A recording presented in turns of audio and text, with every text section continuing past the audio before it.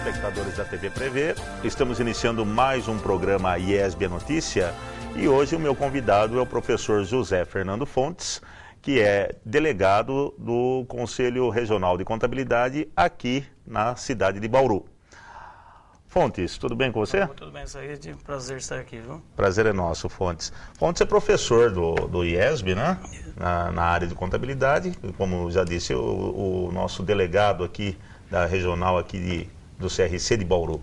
Fontes, como que está a questão do exame de suficiência? Voltou o exame de suficiência? Aquele exame parecido com o da OAB, quer dizer, para a pessoa poder exercer, precisa passar pelo exame para poder obter a carteira, o registro, né? No CRC? Sim, voltou. Antigamente o CRC, ele era, como todos sabem, os contadores, os profissionais da área, ele é normatizado por resoluções. E essas resoluções, lá em 2000, 2001, foi determinado por resolução que existiria o exame de suficiência. Só que, como a resolução ela não tinha força de lei com relação, pelo CFC não tinha força de lei maior, né? Ocorreu várias ações judiciais e o CFC resolveu retirar o exame de suficiência naquele período. Aí o último exame de suficiência que o CFC promoveu foi em 2004. E aí, a partir daí, o Conselho Federal de Contabilidade, junto com os CRCs, começaram tentar que saísse a nossa nova lei de regência, porque a nossa a última lei que saiu, a original, é de 46, então fora de todos os padrões do dia a dia nosso agora. E agora, em julho de 2010, saiu a 12.249, que é a de 2010, que ali, além de outras mudanças que nós vamos falar aqui, veio o exame de suficiência, que é para os graduados agora, já que se formaram agora em 2010. Que a prova, inclusive, ela vai ser já no dia 27 de março já, desse ano. Ainda vai ocorrer dia 27 agora, de março. Referente aos graduados de 2010. Exatamente. Então, quem já colou grau, já tem a condição, certificado, sim, ele já está apto a fazer a prova de suficiência, né? Então, após esse período aí de embate, das decisões, exatamente, está voltando agora, dia 27 de março. Exatamente. Fontes, como ficou a questão do técnico de contabilidade? Então, com essa nova lei de regência, o que ocorre? O técnico, obviamente, quem tem a prerrogativa de técnico, ele não vai perder a prerrogativa, ele vai ter sempre o registro de técnico. Porém, o que ocorreu? O CFC, com essa nova lei, ele fez o seguinte: a partir de 2015, o técnico de contabilidade ele não vai existir mais, ou seja, até 2015 acaba-se a figura do técnico. Então, de 2015, de agosto de 2015 para frente, o técnico de contabilidade, os CRCs não vão poder mais registrar técnico. Ele pode continuar existindo. Vai continuar existindo. Como uma profissão. Exatamente, mas sem direito ao registro. Agora, quem se formar antes desse prazo, ele vai ter todos os registros, também passando pelo exame de suficiência. Vai ter um exame de suficiência voltado para técnico e um exame de suficiência voltado para contadores, bacharéis de ciências contábeis. E a partir de 2015 só com o ensino superior? Só com o ensino superior, exatamente, nos moldes que nós temos hoje. Certo. Tá. E além disso, você falou outros assuntos da lei de regência. O que foi modificado por essa lei, essa nova lei de regência? Uma das grandes modificações foi o seguinte: primeiro, trazer força para o Conselho Federal de Contabilidade. Então, hoje, o Conselho Federal de Contabilidade, ele tem, por determinação legal, dá força às suas resoluções. Primeira coisa importante é isso. Então, ele consegue, em cima das suas resoluções, transformar a profissão contábil que determina ao profissional, ou às organizações, ou até próprias empresas, como que tem que ser uma demonstração contábil, a postura profissional e ética. Então, dá força às resoluções. Outra coisa importante é a própria força de cassação. Até então, um contador ou um contabilista, que hoje nós chamamos, né, técnico ou contador, ele não tinha a possibilidade de ser cassado. Tá? Então, hoje, com essa legislação, nova legislação, trouxe a possibilidade do Conselho Federal de Contabilidade cassar o profissional caso haja a questão dolosa ou que ele venha a ter culpa em relação ao que ele fez. Né? Então, obviamente, dentro de um critério, toda avaliação, primeiro passa-se pelo Conselho Regional de Contabilidade, depois tem a última instância, o Conselho Federal. Se lá se julgar que foi algo que realmente é para penalidade de cassação, pode ser feito. Anteriormente, como as resoluções não davam esse poder de força legal, não existia essa possibilidade da cassação, porque existiam as ações de que impediu o profissional de trabalhar. Então, agora não, agora na própria lei é bem claro que existe o poder da cassação. Então, como acontece com outros conselhos, né? O mesmo OAB, medicina, exatamente. Então, isso daí para nós, não é que o Conselho Regional, o Conselho Federal, ele quer fazer isso, muito pelo contrário. A nossa intenção, enquanto CRC e CFC, ou até todas as entidades de classe, é a orientação, é sempre orientativa. Porém, a partir do momento que existe essa penalidade e essa prerrogativa da cassação, existe um pouco de mais moralidade, vamos dizer assim. Essa é a questão. Agora, me diga uma coisa, são várias entidades de classe, né, Fontes, na área contábil. Por que são tantas assim? E já se pensou numa possível unificação entre elas? Que ocorre assim, né, existe os sindicatos, que ele tem o conselho, tem as federações e tem os sindicatos, que são as entidades de classe, que nós chamamos de o que seriam os sindicatos de profissionais liberais. O SESCOM, ele é, por um lado, o patronal. Nós temos o SESCOM, o patronal. Então, por exemplo, em Bauru, nós temos o Sindicato dos Contabilistas de Bauru, que eu também sou vice-presidente do Sindicato dos Contabilistas, ele é dos profissionais liberais. O SESCOM, ele é do patronal. E aí vem o Conselho... Empresas de contabilidade, exatamente, empresas de contabilidade. Escritórios, exatamente. Né, no Isso, caso. Perfeito. E o Conselho Regional de Contabilidade e o Conselho Federal, que seria o sistema CRC-CFC, que cuida mais da classe contábil. Então, nós tratamos os sindicatos e o SESCOM como entidade de classe. Por quê? Porque tudo que é desenvolvido dentro da classe contábil, ele é feito numa harmonia. Isso é uma coisa que nós temos que agradecer. Então, não existe uma divisão de interesses, e sim uma união para transformar a classe que já é penosa numa classe poderosa e que tenha força de decisão e força de poder fazer com que os contabilistas tenham mais conforto, trabalhem com maior tranquilidade. Nós sempre comentamos isso, Fontes, a questão do profissional em si. Ele é um profissional extremamente necessário, porque toda empresa precisa ter um contador, né? Precisa fazer toda a sua escrituração, tributos, etc. Né? Mas também na área contábil está faltando profissional? Muito, por sinal. Hoje no mercado nós temos vários nichos de mercado, né? Abriu com a questão dos SPED fiscal da vida, a questão tributária, questão da harmonização das normas contábeis. Então hoje nós temos aí, tanto na área tributária, fiscal ou societária, ou auditoria, perícia, nós temos muito falta de profissional. A grande questão é qual o motivo? É a necessidade de especialistas. Hoje nós não temos, por exemplo, que está faltando no mercado muito, especialista na área fiscal. E devido à grande mudança de legislação, fica muito difícil você achar profissional nessa área. Então, na área de contabilidade e escrita fiscal, que nós chamamos aí em escritório de contabilidade, existe uma procura muito grande. E também nas empresas, eu vi, é só abrir o jornal aí, você percebe a quantidade de procura.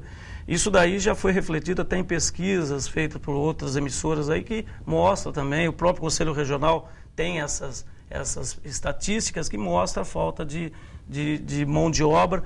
E é uma das coisas que mais nós pedimos, e para nós, quanto mais profissional tiver no mercado, para nós é vantagem, porque nós estamos colocando mão de obra qualificada.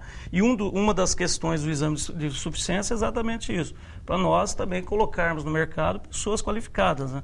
No mercado hoje, no estado de São Paulo, nós somos hoje em quase 145, 150 mil contabilistas. Entre contadores e técnicos. Agora, a maioria é técnico ou é contador? É meio-meio. Meio-meio. Começou já a igualar, até o contador começou a passar os técnicos. Porque antes era mais técnico do que contador. Exatamente, né? Por causa antigamente existia mais escolas técnicas, Sim. né? E agora o que ocorre? Essa procura, tanto na área contábil, faz com que o contador ou o aluno de contabilidade não saiba o seguinte, e entenda o seguinte, que somente a graduação não vai dar a qualificação necessária para ele. Ele tem que buscar outras opções para educação continuada, e é isso que nós, das entidades congressadas, fazemos.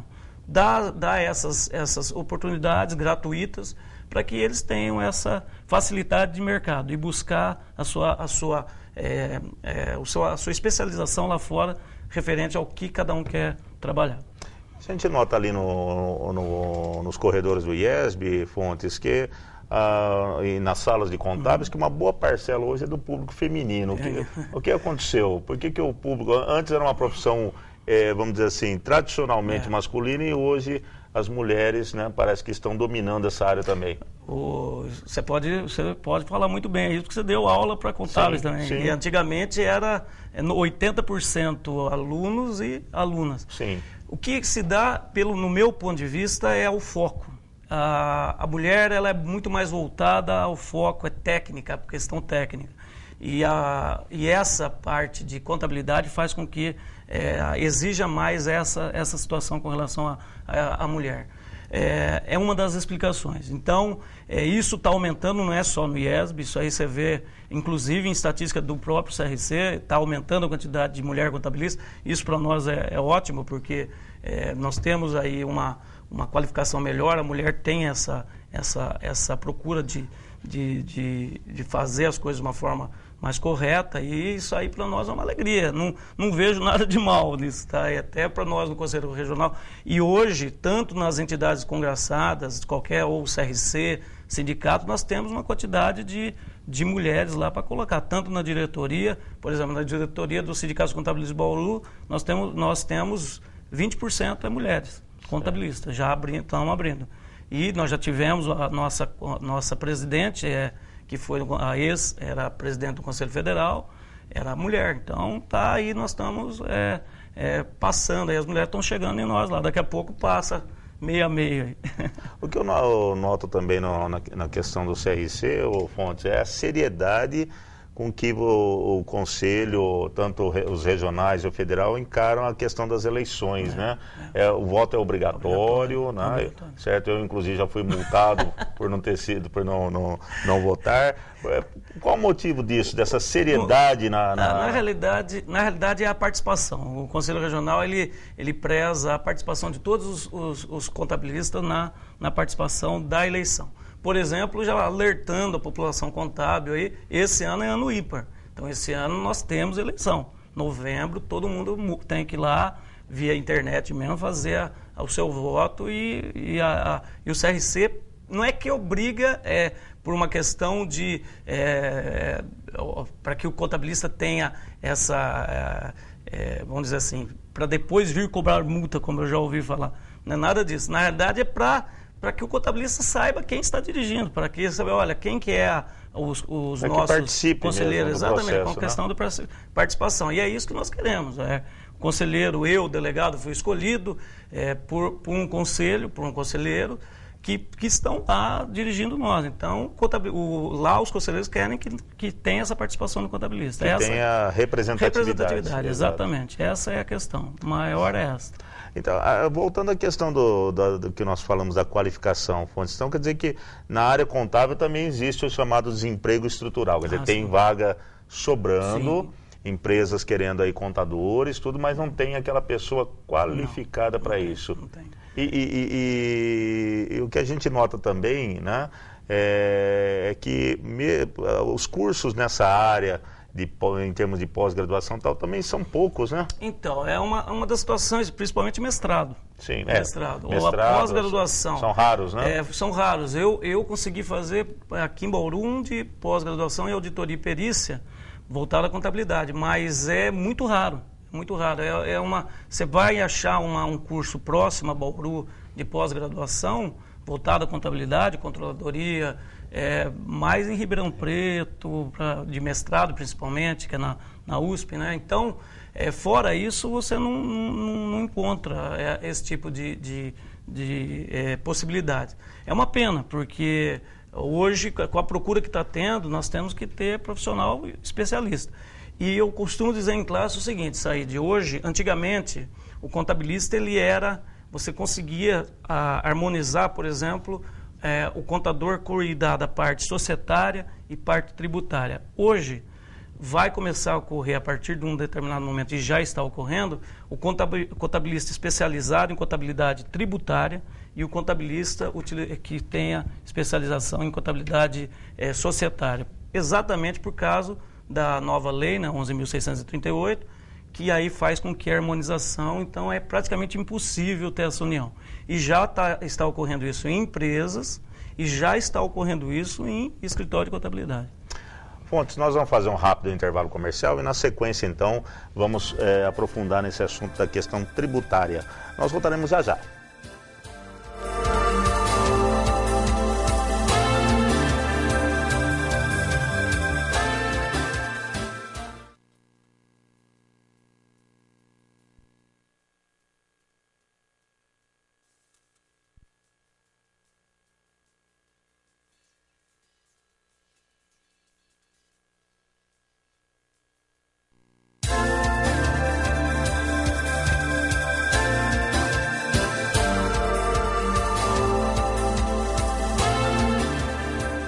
Voltamos com o IESB Notícia, hoje entrevistando o delegado regional do Conselho Regional de Contabilidade, José Fernando Fontes, que é professor também lá no IESB, prevê na área contábil. Fontes, nós terminamos o bloco falando da questão do especialista contábil na área tributária, né?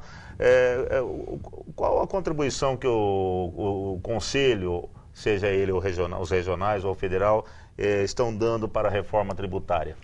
Na realidade, o Conselho Federal, juntamente com o Conselho Regional, os Conselhos Regionais, né, e também as entidades congraçadas, ele tenta, em termos de lobby político, até em conversação com alguns deputados e senadores, a visão da técnica contábil, ou seja, e também da dificuldade que nós, contadores, passamos com relação às questões tributárias.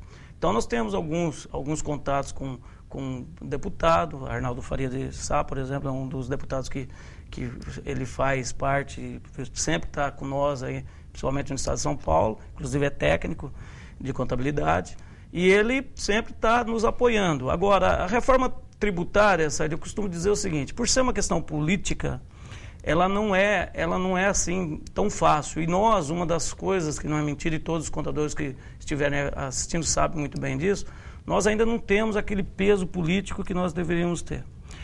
Nós costumamos dizer que, infelizmente, contador não vota em contador. Isso é uma coisa que, infelizmente, isso ocorre. E só sabe do peso, e só vai ter nós, contadores, só vamos ter essa representação na hora que nós tivermos um representante lá. Isso é uma coisa que os conselhos, e nós conversamos sempre, reunido com o conselho diretor, ou você percebe em reunião de outras classes aí que se você não tiver um peso de um contabilista lá, de uma pessoa que entenda as dificuldades que nós passamos, fica difícil você falar em reforma tributária. O pessoal, na verdade, deveria ouvir a classe, né? Exatamente. Quem está lá mexendo com o projeto deveria ouvir a classe, porque ela está diretamente relacionada com a questão, né? Na realidade, o que nós conseguimos é assim, o que todos têm que entender é que o contabilista, ele é um intermediário entre o governo e o fisco em determinada situação. E a grande maioria das obrigações, infelizmente, hoje que nós fazemos, é para o fisco. Então nós temos obrigações, a grande maioria que o contador que está assistindo sabe disso, que o gasto do tempo de um mês é quase 20 dias do mês trabalhando para o governo. Então é em obrigações acessórias e fazendo esse tipo de coisa. Então é isso que nós não queremos. Contador tem que fazer obrigações, obviamente, prestar conta das empresas para o fisco, tem. Porém, contador tem que fazer o que ele é formado, que é contabilidade.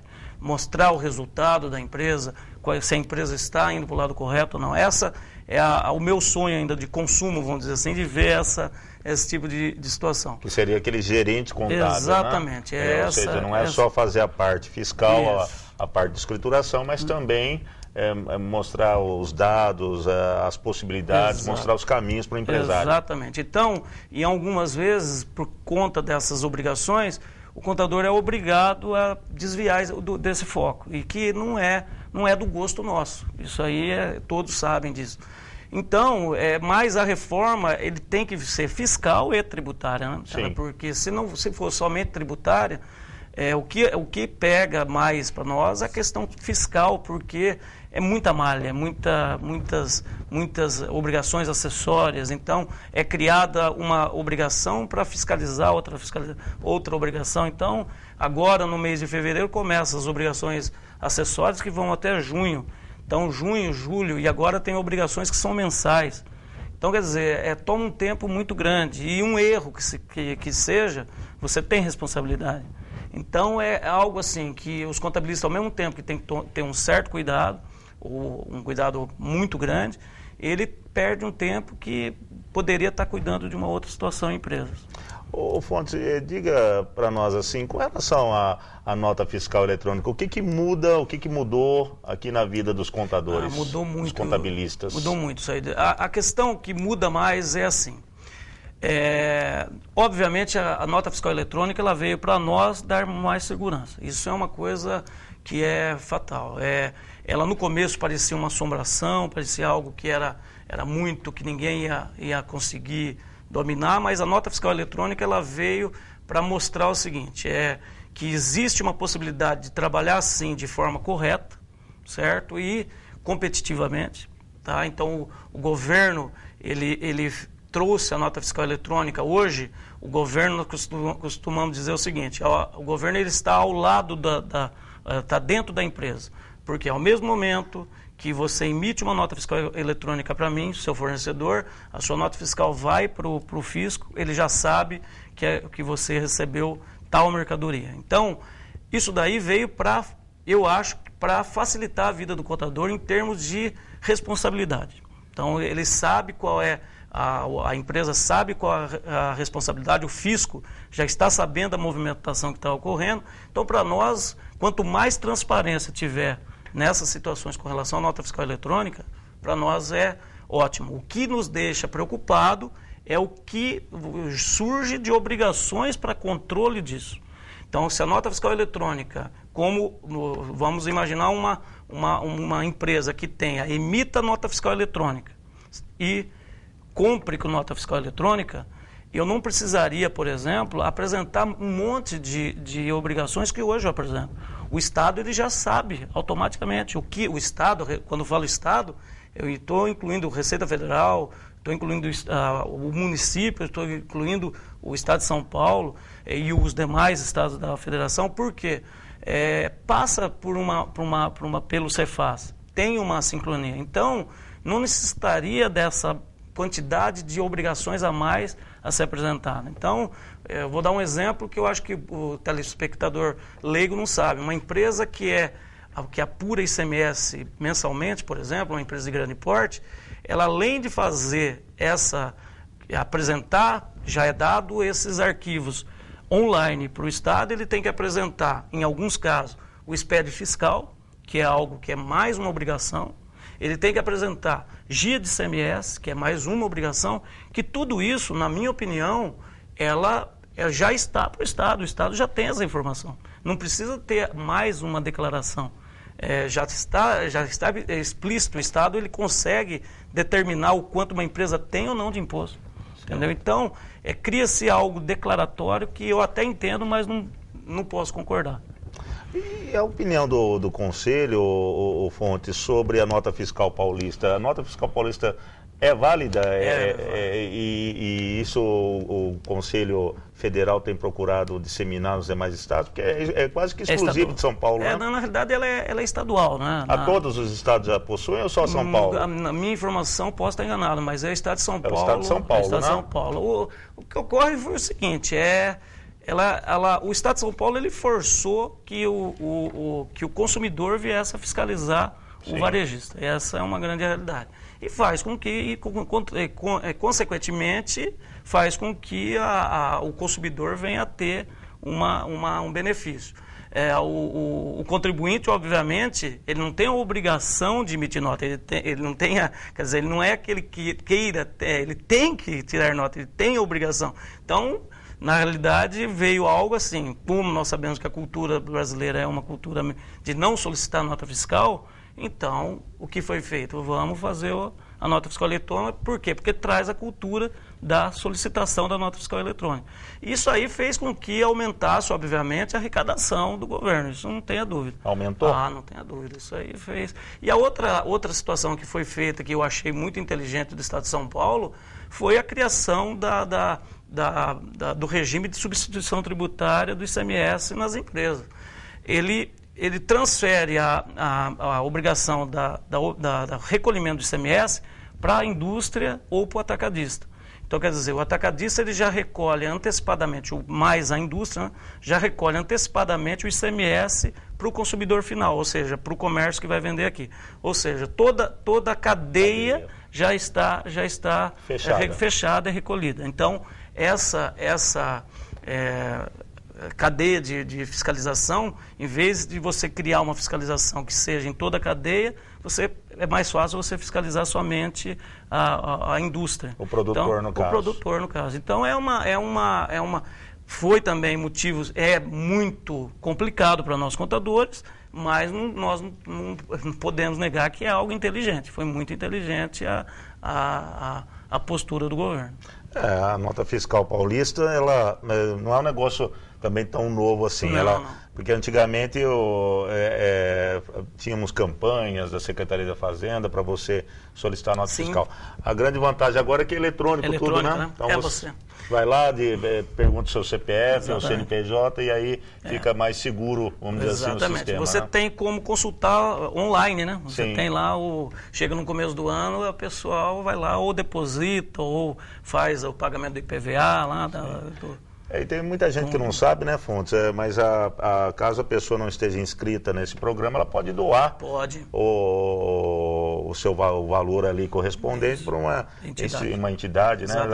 Alguns estabelecimentos perguntam se você quer doar, né? Então é importante que a população saiba que isso também é possível, né? Isso. Então, ótimo. Então, eu gostaria de agradecer aqui a presença do delegado regional do Conselho Regional de Contabilidade, o professor José Fernando Fontes, professor também na área contábil do IESB-PREVê. Aliás, deixa eu aproveitar aqui e avisar os nossos telespectadores, aqueles que estão interessados em fazer o ensino superior, né, que ainda há, para determinados cursos, matrículas remanescentes. Ainda é possível você, neste mês de fevereiro, ainda ingressar no curso superior do IESB-PREVê. Então, basta procurar a Secretaria Acadêmica através do telefone 4009-8810 ou 8811 e obter informações a respeito de como ingressar ainda este ano, esse semestre, em um dos cursos do IESB-PREVê. Fontes, muito obrigado mais uma vez por você ter vindo, tá? Eu agradeço. Eu que agradeço, Lucélio. Precisando, estamos aí, viu? Qualquer coisa, e conte comigo aí. Obrigado de novo aí nós estamos juntos nessa empreitada. Hein? O Conselho Regional de Contabilidade sempre foi parceiro do IESB-PREVê em todas as circunstâncias e é com muito prazer novamente que eu trago você aqui aos nossos estudos para que informe a população sobre as questões da área contábil. Eu peço a você, telespectador, continue assistindo a programação da TV PREVê. TV PREVê, o canal da educação.